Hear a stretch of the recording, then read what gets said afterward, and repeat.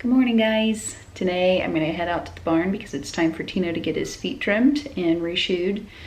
So Bruce is going to do that for me, and hopefully you guys can hear and learn a little bit about the hoof because it's a little rainy outside, and when we're in the barn it gets super amplified. So even if it's sprinkling, it sounds like a monsoon.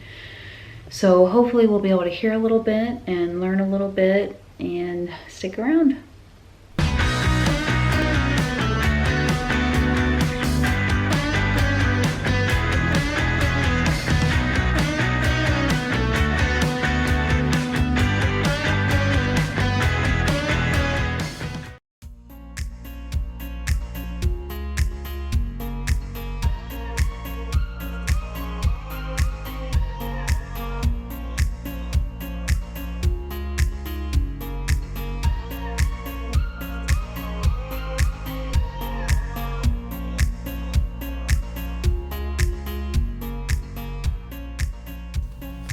When Bruce started working on Tino, it was raining so hard that you couldn't really hear a whole lot of what was going on. So just in this clip, I'm going to kind of talk you guys through just what he's doing.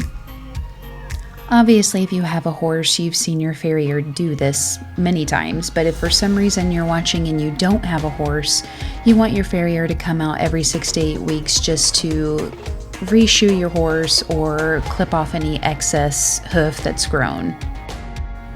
So say you're going to the nail salon yourself. Before they paint your nails and make them look nice, they cut off the extra fleshy bits that grow around the sides of your finger, yeah?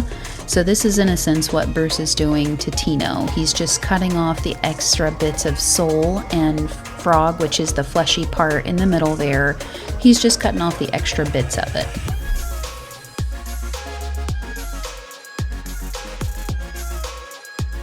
Okay, so picture yourself back at the nail salon, and when they're done cutting off the extra skin around your fingernail, they cut your nail to shape it the way that they want. And this is exactly what Bruce is doing here. So he's already used his knife to cut off extra bits of the frog and sole that have grown out, and now he's going to take his clippers and go around the outside of the hoof wall to clip off the extra that's grown out. So it's just like Tino having his fingernails cut.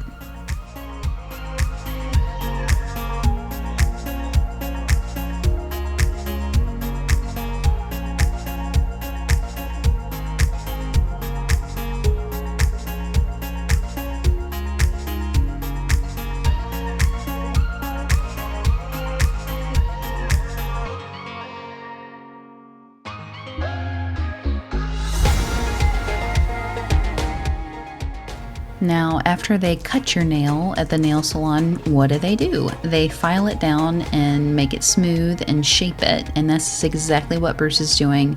It's just that his emery board is huge, and it's actually called a rasp. Now, you may have noticed that Bruce has leather cuffs right above his work gloves. And when we were done with Tino and having a cup of coffee in the kitchen, he was showing me all the scars on his arms from the little knife that he's using right now would skip off and then kind of cut his arm. So he uses these leather cuffs to protect his arms, which is really smart. And in case you're curious and haven't been following along on the vlog, Bruce is actually my father-in-law. My hubby is his son, and I love him like he's my own dad, and we're lucky that he's been shoeing for 30 plus years, and he shoes every horse in the barn for us.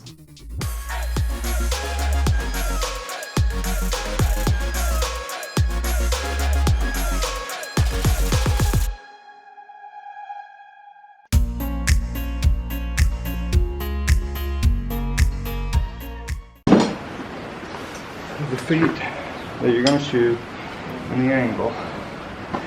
Now, I've had farriers tell me they'd rather leave them the club foot up a little higher than most horses have club feet. He's one of those rare horses that don't have them. Yeah? He's both feet special. are equal. So 70% of horses have a club foot. If he has one that's slight, it would be the left one or the right one over there. But it's so slight, it's hard to call it that. Yeah. But they would say, a lot of farriers say you leave the club foot a little steeper angle because that's just the way they're made. They might pull a tendon. ligament back here in Yeah. his leg. I haven't found that to be true in my 30-some years of doing this. I try to make sure that the feet are the same angle as close as I can. Most of them are between 52 and 56 degrees, depending on the horse. And the slope from the side of the drum down the leg, the slope down the middle of your pastern should be the same on the outside of the toe. That's the natural slope of the foot, of the hoof, that it should be in order for it to have the best performance. Okay. And best result for the horse.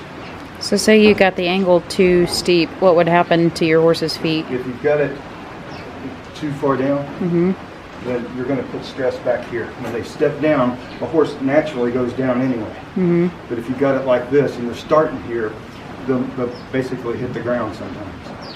What if it's the opposite? If it's the opposite, then we get the same thing that he had when he came here. He's taking short, choppy steps. And his inside the coffin bone is probably in the front of the bone that's in the foot, that's in the front, is chalking against the lining of the hoof. It's just, you're causing it to go down too fast, and your angle, instead of being flat on the bottom and not with the natural angle of the hoof, if it's like this, then it's pointed down. The toe is pointed down. You don't want it pointed down. You want it to go with a natural angle. That makes the bottom of the foot flat, and when they land flat. There's no pressure on the toe. Yeah. But when they're up, there's pressure on the toe. Okay.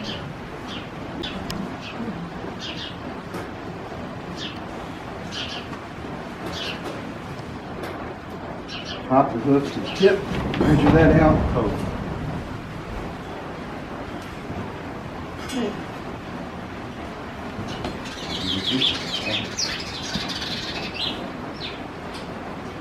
Hop the hoof to the tip, they're the same.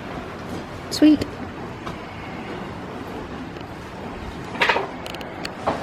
People say, well, how long is that? That's about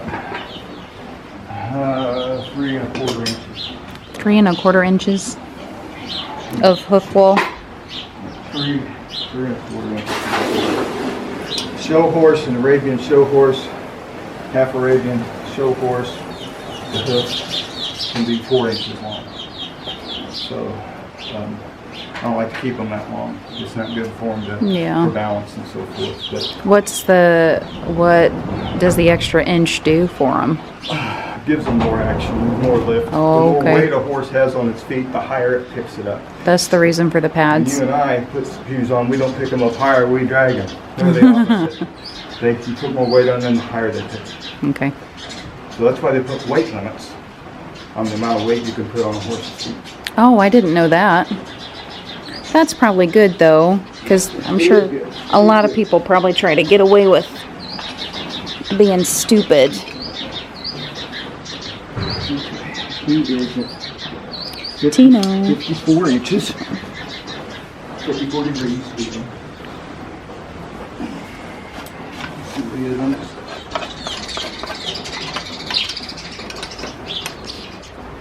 He's at 54 degrees here too. Sweet. So he's on both sides. So these shoes are not worn that much. I will Use them. do is this is make sure that I've got edge, slide edge on the outside of the hoof. If the heels, cover the heels, that's what you look for a shoe. Cover the heels of the foot. And if I was putting show shoes on him with 1 or 2 pads, I would have a longer shoe and drop the line from the bulb here straight down, and that's how long the heel should be for that. But for this, and the way the horse is set up, you just cover this and cover the hoof heel, and that should take care of it. Okay.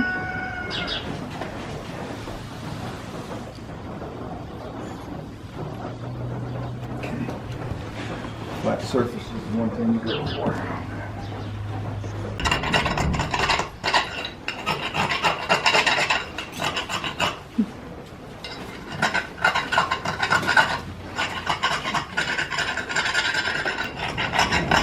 Just cleaning it off? Yeah, you want the surface touch to be in contact with the floor. Okay.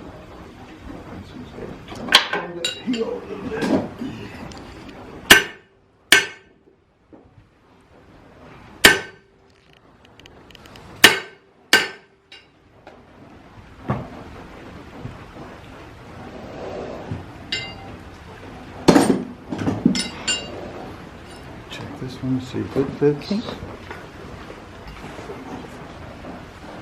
Oh, bud. Oh.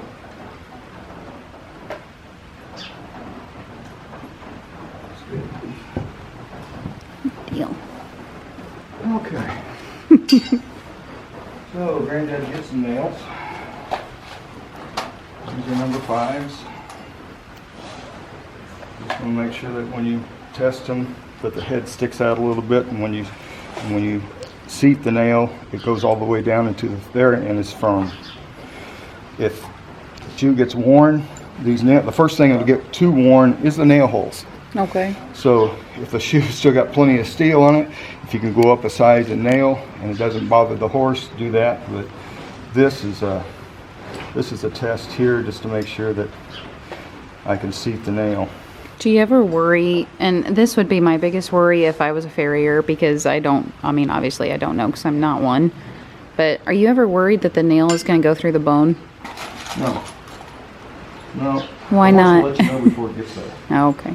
They've got a very sensitive lining on the inside of the hoof. It's very sensitive. Okay. So if you bump that by accident, the horse will Tell immediately you. let you know. You're not going to get to bone unless just by accident something weird happens. Okay. But It just kind of freaks me out. Looking at x-rays and stuff, like, because I just don't really know the anatomy of the foot. anyway, one side's smooth and this side is angled out a little Okay. bit. So that goes on the inside. And what that does, it lets the farrier know that the bevel here, that kind of goes this direction. And when it goes in, it starts to come out. Okay. So that's what it does. The bevel itself will cause the nail to come to the outside. Okay.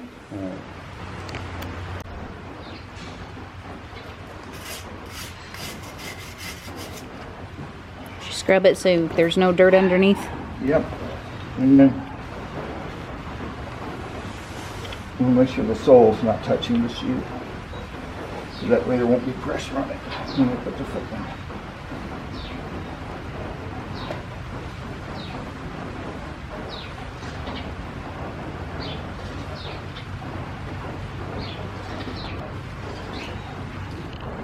I like the nail trick. Yeah, that was in an old cowboy book. I stole that idea. It's a good idea to steal.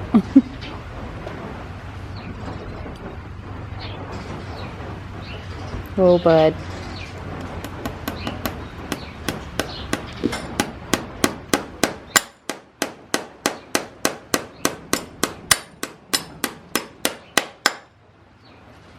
Do you ever wonder who stuck a nail through a horse's hoof first and thought, this'll be alright? Natural History Museum Oh, had horse shoes way back into the Egypt days. really? Yeah. They even had special shoes for them to go in the sand. They were like a slip-on. That's weird. How did they keep them on back then? Well, what they did is they had built off this an arch on both sides, and it clipped on. Huh. They just had time. They you have to make those things. Trial and error. Yeah.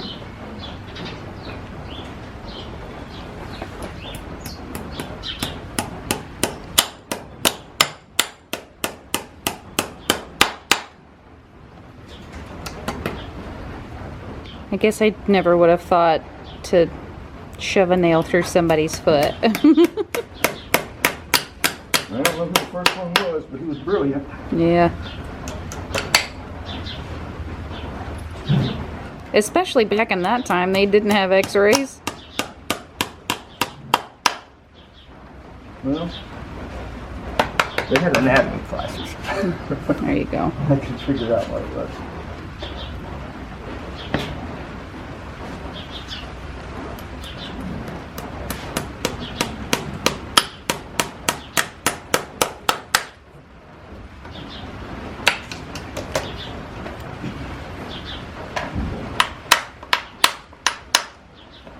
So now I'm seating the nail. Put a block behind the crimp on the outside, hit the nail of the head, and that seats the nail down into the shoe, and the shoe into the foot. Huh. And then you cut off the.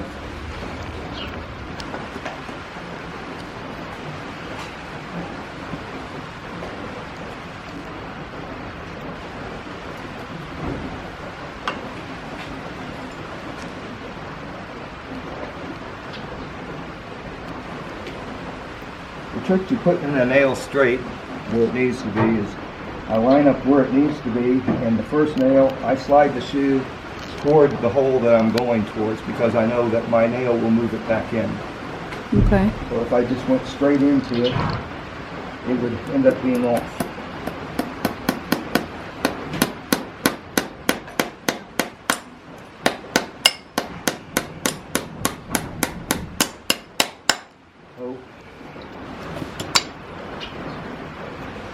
I would hammer my finger. Yes, you would, because I've done that a lot myself.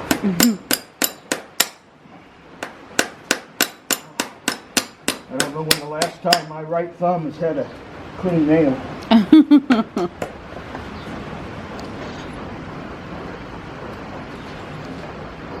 That was a pun. Nail.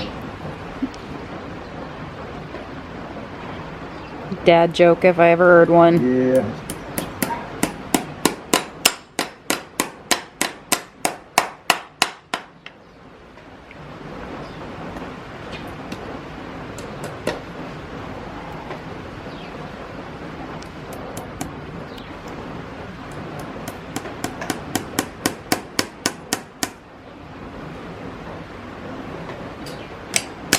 Oh.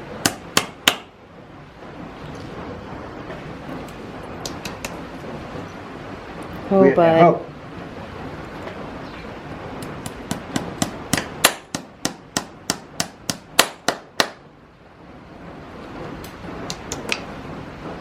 See it?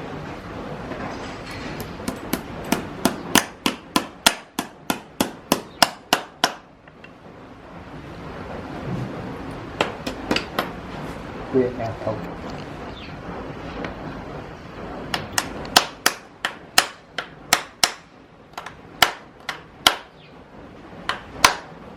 Pushing out. You're so on, right? Gotta pull away. That's a good boy.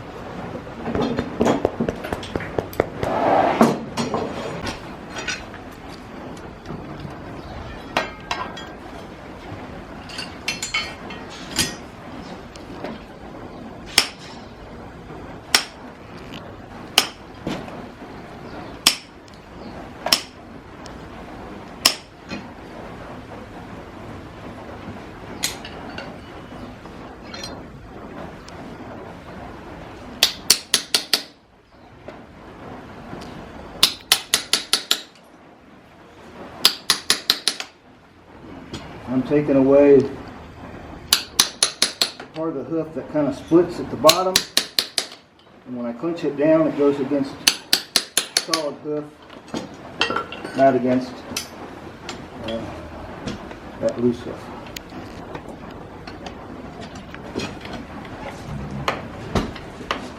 Ah, so it keeps your shoe on longer. Yeah, and this is called hammering down the clinches, which some farriers do, some don't. I have, again, from the cowboy book that I looked at. I've looked at read a lot of scientific stuff on shoeing, but found a lot of the common sense stuff really goes a long way. Yeah.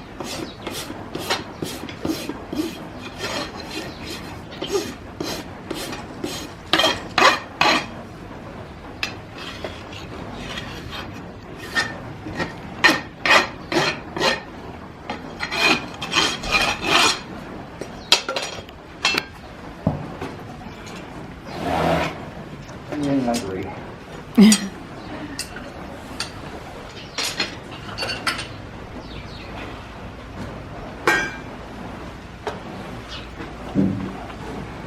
There's a lot of fancier and newer ways to do things, but these shoes will stay on for as long as you want to leave them on until you're ready to take them off. I shoed one horse one time. They called me out in the spring of one year, trimming and put shoes all the way around. And he kept those shoes on for a full year because they called me back the next spring and said, I think he's ready. Oh my gosh. I went out there, his feet had grown out at least 4 inches. Oh my gosh. And with a 4-inch growth, but yet the shoes, he had not grown over the shoes came out, were just perfectly still in line. That's crazy. And I had to educate them that, no, every 6 to 8 weeks it should be changed out.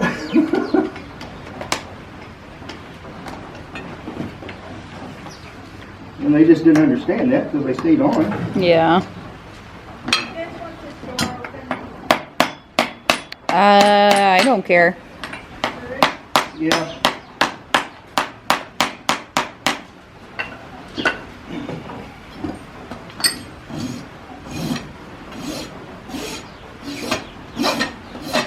So now you're just filing away the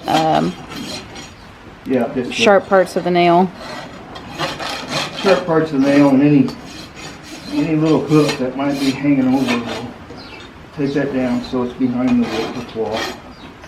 If it was a perfect shoe job, I wouldn't need to take any of the hoof off, but it wasn't. I'll get it perfect next time. Oh, I But can't this worked imagine. very well for him. I wouldn't be able to get it perfect ever, probably. There you All done, buddy. You look thrilled. We are all done and back at home. Of course, it stopped raining now, which figures. But if you guys have questions or comments, leave them down below. And if you haven't already subscribed to my channel, do so. It's a good time. Have a good week. When you're shoeing a horse, horseshoe nail has an insignia of the nail right here. See that? No. It looks like an owl.